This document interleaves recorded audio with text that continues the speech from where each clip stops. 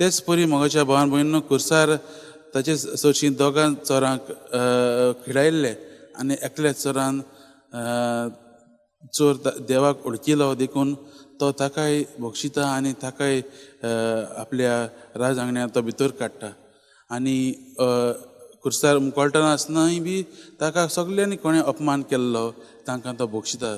वय मोगाच्या भावान भयणीनो हीच शिकवण आमी आमच्या जिविताक घेवया. तिसरें म्हणल्यार मोगाच्या भावान भयणीनो जेजून देवाचे येवजणेक पळय मोडलें आनी साक्षी दिली.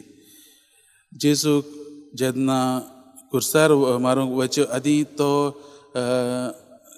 मोण्यात जेचमानाच्या मोण्यात आसतना तो देवा बापा लागीं तो जायतें मागता.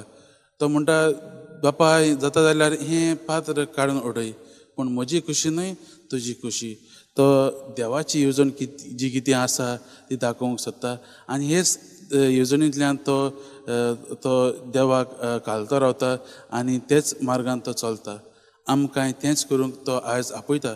आमी मोगाच्या भावान भयणीनो जायते फावटी आमच्याच पदवेचेर आमी भर दवरलो आसा पूण आयज जेजू देव जावन तो आमकां दाखयता की आमी आमचें जें जिवितांत कितें करतात न्हू तें देवाचे येवजणे प्रमाणे चलोवंक गरजेचें.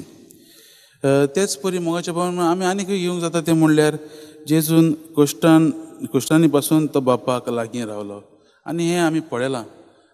आमी जेन्ना तो देवा लागीं मागता आमी आनी लुकाचो वर्तमानूच आमकां म्हणटा देवान ताका दीत दिवंक आपले आंज बुडोवंक धाडले आनी आमी मानतात की त्या उपरांत जेजून हें जें कोश्ट मरण जें आसा तें धिरान आनी घोटायेन ताणें मुखार फुडें केलें आनी आमी मानतात जेजून एकल्यानूच हो कुरीस सोरूंक ना पूण आख्खी आमचे त्रियेक देव बाप पूत आनी पवित्र आत्मो आनी तिगांयनी हो कुरीस आमच्या पातकांचो कुरीस ते घेवन गेले.